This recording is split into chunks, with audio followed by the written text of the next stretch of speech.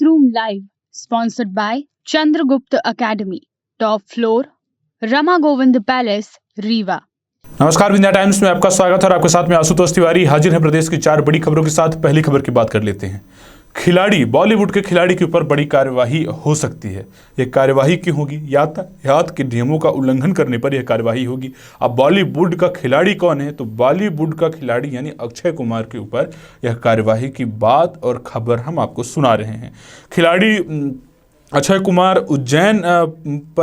उज्जैन की जो है पुलिस है वो एक्शन लेगी। काली फिल्म लगे कांच की कार में बैठकर वो महाकाल के मंदिर पहुंचे थे और एडिशनल एसपी जो वहां पर हैं उन्होंने कहा है कि उन पर कार्यवाही की जाएगी।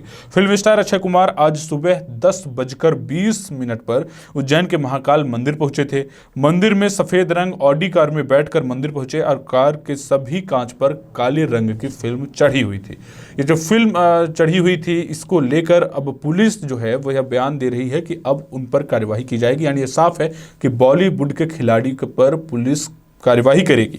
और हालांकि जबकि इसे सुप्रीम कोर्ट ने भी प्रतिबंधित किया है। इससे बेफिक्र होकर अक्षय कुमार की कार में कांच पर काली फिल्म चढ़ी हुई थी। हालांकि पुलिस ने कहा है कि इस मामले पर नियमानुसार कार्यवाही की जाएगी। अक्षय कुमार अपनी आने वाली फिल्म OMG 2 की शूटिंग के सिलसिले में आज सुबह उज्जैन पहुंचे। वे इंदौर एयरपोर्ट से सुबह 9:15 उतरने के बाद वे सफ़ेद रंग की ऑडी कार में बैठकर सीधे उज्जैन के महाकाल मंदिर पहुंचे और यहाँ उनकी कार के कांच पर लगी काली फिल्म ने सभी का ध्यान खींच लिया।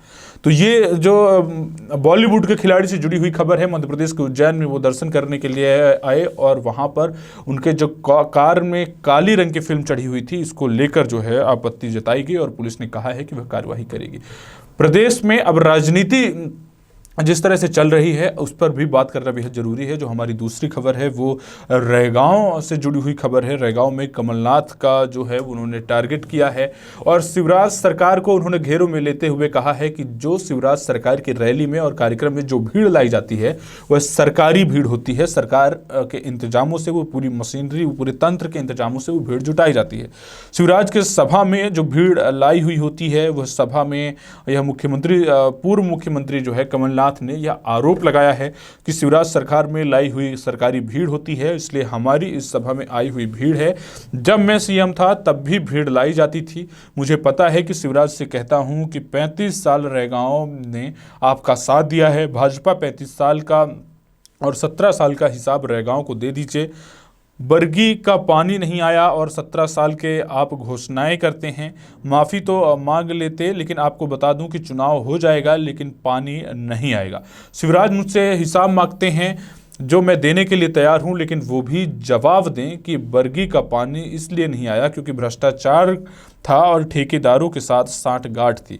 तो लगातार जो है वो चुनावी सभाओं में लगातार आरोप प्रत्यारोप का दौर चल रहा है। कहीं मुख्यमंत्री शिवराज सिंह चौहान लगातार कमलनाथ पर हमलावर रहते हैं, वहीं पूर्व मुख्यमंत्री कमलनाथ भी कोई एक मौका नहीं छोड़ते जिससे शिवराज सिंह को कटघरे में खड़ा किया जा सके और उन पर सवाल खड़े किए जा सके। दोनों एक दूसरे का हिसाब मांग रहे हैं। आप देखिए कि ये राजनीति जो है वो इस हिसाब से हो रही है कि एक एक सीट को जीतने के लिए, अपने पक्ष में करने के लिए जो नेता हैं ये लगातार प्रयासरत हैं।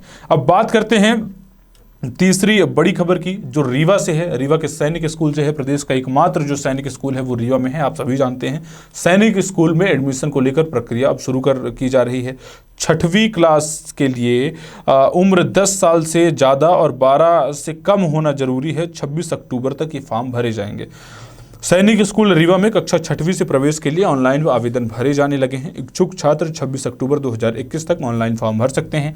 विद्यार्थियों को वेबसाइट पर जो फॉर्म भरना होगा, जो वेबसाइट है वहाँ की, और इसके बाद जो है ऑनलाइन फॉर्म दिया गया है और प्रवेश परीक्षा 9 जनवरी 2022 को देश भर के विभिन्न शहरों के निर्धारित परीक्षा केंद्रों में आयोजित की जाएगी। अब ये परीक्षा होगी और उसके बाद फिर सैनिक स्कूल में एडमिशन दिया जाएगा। ये जो बड़ी खबर है, सैनिक स्कूल रीवा में प्रवेश के लिए परीक्षा में सम्मिलित होने के इच्छुक अभ्यर्थियों को योजना, अवधि, माध्यम, पाठ्यक्रम, सैनिक स्कूल की सूची और उनका संभावित प्रदेश सीटों का आरक्षण, परीक्षा शहर का महत्वपूर्ण तिथियों आदि से संबंधित जानकारी एनटीए की वेबसाइट पर ये मिल जाएगी। और एनटीए जो है ये टेस्ट कराएगा, जो नेशनल टेस्ट एजेंसी है, ये सैनिक स्कूल की परीक्षा इस एनटीए के द्वारा कराई जाएगी।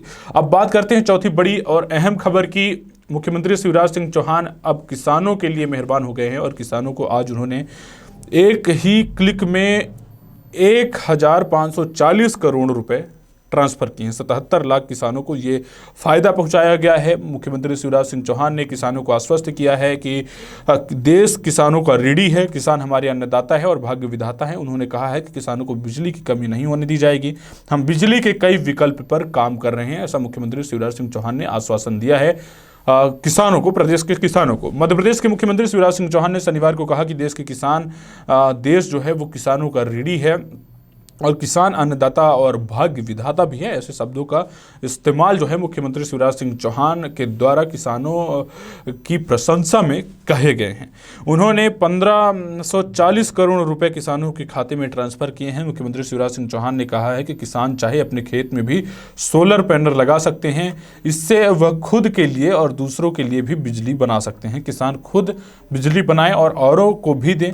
किसान अपने खेत में 2 मेगावाट का सोलर पैनल लगा सकते हैं, इसके लिए लोन बैंक देगा। उन्होंने कहा कि किसानों की बची हुई बिजली को सरकार 3.5 पैसे प्रति यूनिट सरकार खरीद लेगी। तो ये थी प्रदेश की 4 बड़ी खबरें। ऐसी तमाम खबरों के लिए आप बने रहिए विंध्या टाइम्स के साथ। बहुत बहुत धन्यवाद। News room live sponsored by Chandragupta academy, top floor, Rama Govind palace, Rewa.